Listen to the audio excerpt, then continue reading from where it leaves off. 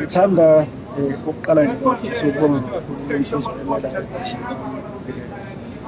okuyiyona engathi umuntu uma ezama ukusebenza abuye nabo engalesa sikhathi kumnyama siyibuka ukuthi imali yokuthi umuntu aqale esikoleni komiswa kanjani lapha ekhaya yafika kuyinsizwa engangazi ngisho kunyazi isikhathi but yafika yasiphosa isandla yenza izinto zekhaya